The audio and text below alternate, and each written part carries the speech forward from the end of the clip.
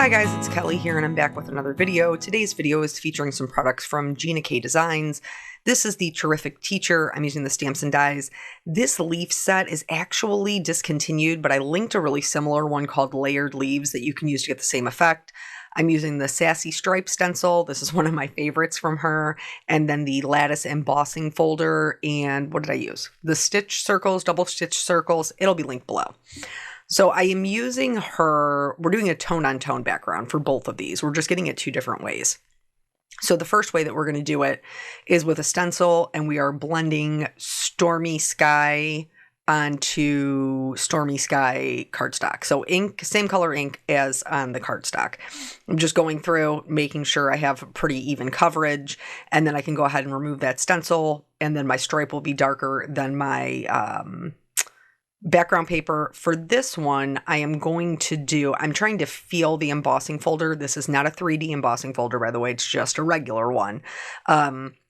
So you want the raised edge, and that will then, when it embosses, it will press the ink in and give us a two-tone look of this lattice.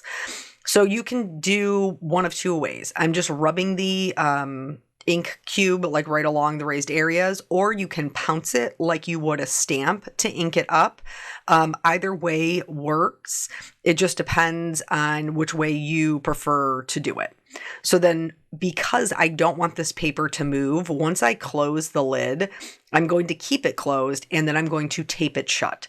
And this just makes sure while I'm running it through my die cutting machine, it does not move around. I get this perfect impression of the lattice. And then I can just go in with a baby wipe or microfiber cloth and clean up the embossing folder, and it's like it never happened. Here, we're getting to the stamping, and this is where the fun starts. So I'm using the outline apple down, you can see at the bottom, and I'm leaving more room for that because I am going to be stamping a couple of different apples. I am using Gina K's Whisper Amalgam ink because we are going to be doing a no-line coloring look. You can do this with outline stamps or with solids. So my leaves are solid, and then my apple is an outline. Both of them work for this technique, so you can pretty much do this with any stamp you own. It just depends on what you prefer. You can also do this with a black outline stamp. I just was going for something a little bit softer. So I typically do, even if I'm doing no line coloring, I typically stamp mine twice because I want to be able to see it as it dries back. It becomes a little bit lighter. And then I'm going to stamp out about 5 of these apples. What is the technique for today, you ask? It's colored pencils. So I've picked out some fall colors for my leaves and my apples. And then also I have this. This comes in a kit, not the Fantastics. It comes with a blending stump. But it's Gamsol, which is odorless mineral spirits. And it comes with sandpaper. It's the Inky Antics Gamsol kit. It's about $15. That's the only one that I have, and I've had it for forever. And anytime I want to do this particular technique to help me blend my colors really seamlessly, this is what I pull out. You can buy the pieces separately, like sandpaper separately, the blending stump separately, the Gamsol separately, but I like having it just in a kit. So here I'm going in and I'm kind of tracing that outline with this. This is my lightest color. I left just this portion in real time because I wanted you to see how long it takes. If you find with colored pencils that you're too heavy-handed or your hand hurts when you're coloring with them, try backing your hand up on the pencil. It will force you to have a looser grip and consequently not put down as much pigment and not make your hand hurt, because that was always my problem. I was like, oh, I can't even color with colored pencils. Like by the time I get done with 2 colors, my hand is like terrible. But that really was just because I was gripping it too hard. So we are going to speed this up here in just a little bit, but I wanted to show you, this is me coloring in real time. With colored pencils, I typically try to make sure that I am going the same direction every time, because even with the Gamsol, even with the, breaking down the binders in the pencil and letting that pigment kind of flow together more seamlessly, you still are going to have some texture. Pencils just have more texture than markers. It's just the way that they're made. And you still want to build up your color. So you'll see I filled in the whole thing with my lightest color. But colored pencils is always about building layers. The way that pencils work is as you color over your paper, the pigment fills into the fibers of the paper. So you can see that it's not smooth because you have to fill them up completely. So as you're adding more layers of color, you're filling up more of those fibers, which gives you a smoother result. The Gamsol trick basically breaks down the binders, which I'm pretty sure for Prismacolor is wax. They're wax-based pencils. And so it breaks that down and allows you to get a less textured result, which is what I personally prefer. Plus, it means you still have to do layers, don't get me wrong. Like we're going lightest to darkest, just like I do with my markers, and then, darkest back out to lightest. And so by the time it's done, I have probably 6 or 7 layers of color on there. So it's not like a total cheat, because you still got to build up the pigments, but it does make it so that you don't have to completely fill in those fibers. When you add the Gamsol on top, it will break them down and then it will fill in the fibers themselves. So here you can see I've worked out to my darkest and now I'm going back in through my lightest. I am going to color another apple the same way, the one right next to it, because I wanted you to be able to see the difference between adding the Gamsol and not. Now, ultimately, by the time it's all said and done, I will use the Gamsol with all of the apples and all of the leaves because I really like the smooth result it gives, but you didn't need to see me color it twice. So here, now we have the Gamsol. This particular one has a felt tip on the end. And then so I can just take my blending stump, or in this case, my Fantastics. This is the brush tip nib. There's also bullet nibs. And you just saturate the tip with the Gamsol, and then you can just blend right over top of it. You don't necessarily have to get more every time. And as long as you're working with light colors, you can just keep going, but it does pick up some of the color. So you can see how much brighter and more vibrant this is and how everything looks a lot smoother, which is great. In order to get off that color, that's where the sandpaper comes in. So you would take your blending stuff or your Fantastics and you would, I kind of roll mine back and forth, so I maintain that brush nib that I like. But you can use this and then go over it with your white gel pen to add highlights. I just wanted to show you guys that is still something that you can do. It still works. But it doesn't usually work on colored pencils because it has all that wax. But once you break it down with the Gamsol, it does work to use the white gel pen. So now we're going to get into kind of coloring some more color families and seeing how those blend together. Plus, I know that in one of my cards, I'm going to have 3 apples next to each other, and I don't want them all to be bright red. I want them to be a little bit more interesting than that. So I'm doing like a little green spot, some yellow to blend that out into the red. Just to make them more interesting. But the process is the same, just as if you weren't using the Gamsol. We're going in, building up those layers, working in the same direction, because even on the ones to the left, that we've gone in and blended over, you can still see that I colored the diagonal from kind of top right to bottom left. So you can still see that just because this particular medium is more textured. Now, could we completely get rid of the texture? Almost, if we would go over it with layer after layer after layer. But some artists like when you can see that texture, it adds more interest to their artwork. So it really just depends on what you're more comfortable with. So this one, again, working from kind of my lightest colors to my darkest, even though my lightest colors include some green and yellow, I'm still going to be going over them once I get back to those spots. I hope that makes sense. And then for the other two, you can also see the middle one is a little bit bolder, and that's just because I put down a little bit more of the darker pigment. So adding those layers really does change the way that it looks. The more layers you put on, the more solid and uniform your piece is going to look. And I really just love how it makes them so much bolder in color, because I love bright colors. And so sometimes I feel like my colored pencils can be like a little lackluster, but adding in the Gamsol really kind of brightens them up, and that just makes my heart super happy. One thing to note, because it does pick up the pigment on your blending stump, you want to be careful when you're blending families like this. See how I rotated my stick? So that way I wasn't going over the green and yellow part with the red tip. I went over it with the clean side, or you could take the time to sand in between. That's just something, and that's true whether you use the Fantastics or the blending stumps. The blending stumps do come in that Inky Antics kit. So if you're just trying it for the first time, maybe just go with the kit and see if that works for you. And then if you decide that maybe you don't love the blending stumps as much, or you don't feel like you get, my problem is I don't feel like I get a really good shape, which honestly might be my own fault from how I'm sanding it.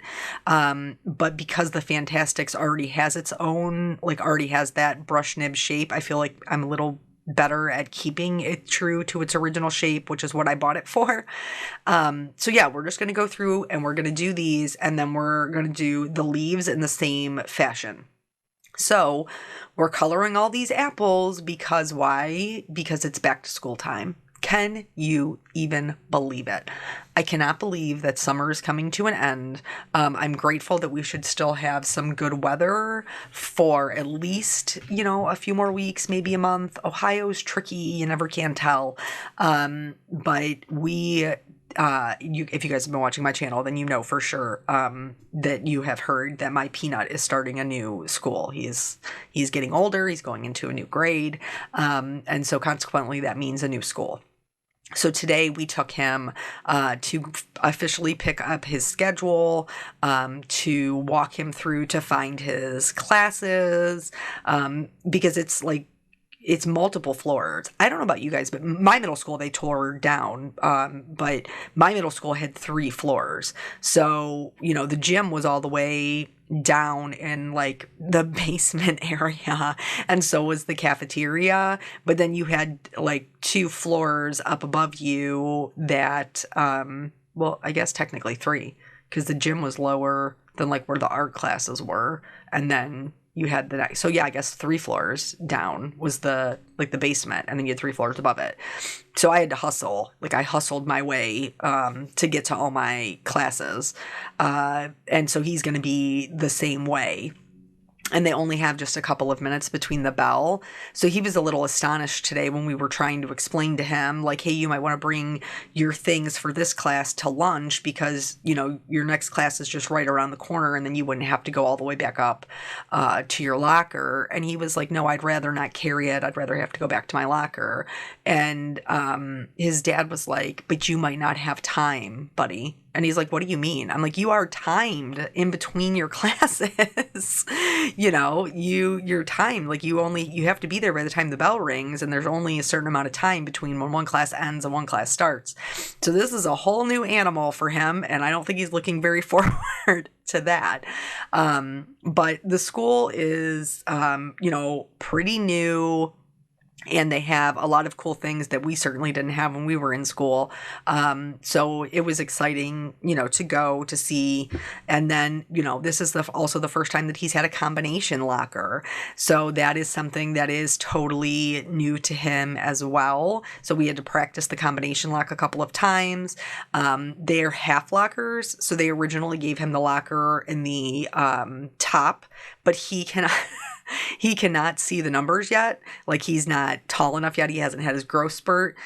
So we ended up having to kind of wait around until his principal could fit us in so that we could swap lockers for a locker on the bottom so he could actually see it. And then, as it turns out, the locker that we got on the bottom sticks. So then we had to fill out another form to make sure they WD-40 that thing before he's back in class, because otherwise he's not going to be able to open it every single time. But it was nice to go, and, I know he's excited to see, just like all of us were, you are excited to see what friends you have in your class. And then in the city that we live in, they have 1, 2, 3, 4, 5. They have 5 elementary schools. So you have all of these kids, from these 5 different elementary schools coming together. So consequently, it's a lot more people than he's used to as well. So that will be interesting. Something to note, if you feel like you need more blending, and once the Gamsol, you've gone in with the Gamsol, you can go back over top of it and add more pigment. And then you would just need to blend that kind of back out. So that way, it's not like a one and done. Like if you, kind of like when you stain a table, like if you put the stain on and it doesn't work, then you got to re-sand the whole thing. You don't have to re-sand the whole thing. You can just go back over top of it. Something else to note with the leaves, it isn't necessary with the apple, but I do go in with a little bit of a darker color, whether it's the red or the brown or a green, to add back in the veins of the leaves once I am, done coloring, because I just feel like that extra little detail really helps make them look more realistic. So I do go back in with my leaves and add that. The other thing is, after I die cut the apples, you will see that I go back in and stamp the stems. I do want to mention this. I didn't use the patterned apples that are in the set, but there are patterned apples, like solid stamps, that are really, really cute, that you could recreate the same card without the coloring and just do the stamping, and it would be really adorable. You could do a solid, you could do a polka dot. I think maybe there's a stripe in there. I can't remember. Because I also made this card so long ago, and I just never got it up. So I actually just saved it so that I could put it up this year. So I ended up making the 2 cards, and then again here, this one, like I did more of a green and yellow. I'm going to go in with the Gamsol and blend that all out together. Looks really nice and bright and vibrant. And then I'll go in with a darker green to just put those veins back in, just with really light pressure, just to make sure that it looks a little bit more realistic. But I did the leaves all the same way. So the leaves are done and colored, the apples are done and colored, and here you can see the die. See where the stem and the leaf is missing off the apple? I'm going to die cut them first, so that way I know that I'm stamping them in the correct position. And I'll show you the little trick to how I do that. But I will just tape these down. And then here, see, this is what we die cut all the apples out of. So I'm just going to put that in on my sticky mat and then put the apple back in. I'm just going to put it right back into the little die cut. So that way I know it's going to hold it and it's not going to move. And then I can go in with that same Whisper ink, stamp my stem and my little leaf there. And I stamp them twice, just like I did the other ones, because I like to be able to see the ink. And then once I have them all stamped, I can go in and add their little stem. I chose more of like a reddish brown for that. I did do a little bit of shading kind of like at the base where it's meeting the apple, a slightly darker brown, because I want them to look similar, like, we spent the same amount of time. And then same thing for the little leaf here. I used the little green combination that I used for the larger leaves, like the fall leaves. And then that way we can go back in and once again blend them back out, and they'll all be super matchy. I did them all the same. So yeah, that's about that. So anyway, so the little locker gave us a little bit of trouble, but other than that, it was good. And it was good to, he ran into some of his classmates from the previous year and got to kind of chit chat a little bit. So we're still waiting to see. He had called his best friend to see if they're in the same group together. And we haven't gotten a phone call back yet. So here's hoping that they're together, or at least he's with some people that he knows and likes, right? So here I have trimmed down that lattice to be 4 by 5.25, and then we die cut the circle out of the middle so that way we could create kind of almost like a little wreath. And then I'm going to get my sentiment in there, and that I'm just going to stamp with Gina K's. I think it's Obsidian, I think is what it's called, her black amalgam ink. And I'll stamp the sentiment with that. This is just to give me the lay of the land, so I'm making sure I'm getting them in the right spot. And then once I'm happy with that, I can scoot out the decorations that we've created and scoot those out of the way, and then just go ahead and stamp the sentiment, which says, "You are amazing." So if you have a teacher friend, you could absolutely give them this. If you just have a friend who likes fall, and you want to send them a little note to remind them how fabulous they are, this would work for that. The other one is definitely more of a teacher card. I've cut how many? 4, I think 1.5 by 1.5 inch squares, I think is what they were. And then I'm going to stamp the sentiment on there. And this one is specifically for a teacher. It says, a teacher takes a hand, opens a mind, and touches a heart. So I'm going to stamp this cute little heart here as well. And I'm doing that in Gina K's Red Hot ink, so that will, match the little red apple that we have. Well, I mean, there's a couple of red apples, right, that we have going on. And I stamped that down twice. And now I will start building my cards out. So the first one is going to be this one. I'm not even using my glue press because I don't even think it was out yet. Or we might have been in the testing stages with the glue press and I wasn't able to show it. I'm honestly not positive. So this is going to go down flat. And then I'm going to arrange my leaves and my apple, and then I will glue these together. You guys know how I roll. I like to glue them together all as one piece, especially if I'm going to be popping them up, which in this case I am. So I'm going to get them all glued together as one piece, and then I can flip them over and add the foam tape. So as just one piece, it keeps me from having to cut all those little itty bitty pieces, which I don't love. I don't love tiny pieces for anything, die cuts or foam or any of that. So I'm going to just kind of put this down, and then I think the only other thing, I did do this. It felt like my circle was a little bit large, so I'm putting the die back in place, and then I'm tracing the inside edge to create just like a little frame around it. It's just going to help close in that circle so it doesn't look as large. And then for the parts where like the die was connected, I had to cut them apart. I just go in and fill those back in after the fact. Once I have that little stripe down, I peeled off the release paper for my foam tape, put that in place, and then we're going to add in a few, what are they? I think they're disco rhinestones. I think they're disco something. They're really cute. They're a good neutral. I buy mostly like clear or iridescent ones, most of the neutrals, because then I can use them for anything. So just laying those down there where I am going to be happy with them to accent my sentiment, but also fill in that space of the circle. You definitely could maybe do the "You are amazing" more in the middle, and then have kind of like a top and a bottom of the leaves and the apples kind of circling it. That would be cute too.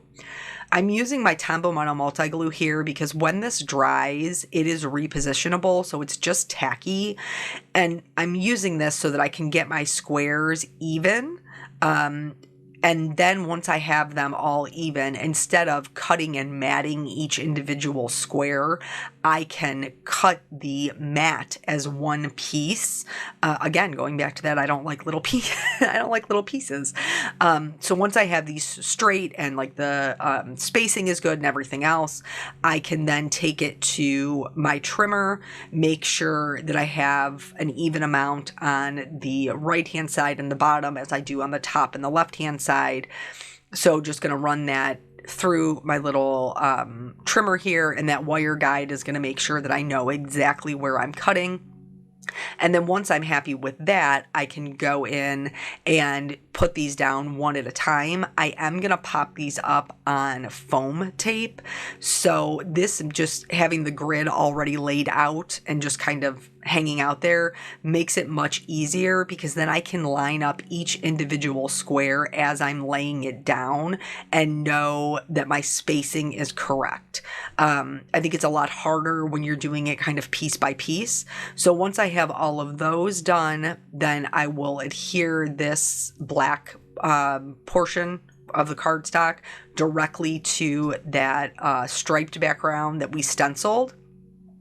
I mean, I'm telling you guys, the stencils, it's such a good background for everything. Like, it's just such a good neutral one to have. And the diagonal makes it more interesting. You could flip it over and make a plaid, horizontal plaid if you wanted to. That would be super cute. But anyway, so once I have those adhered, then I'm going to go ahead and add all my apples in the other 4 squares.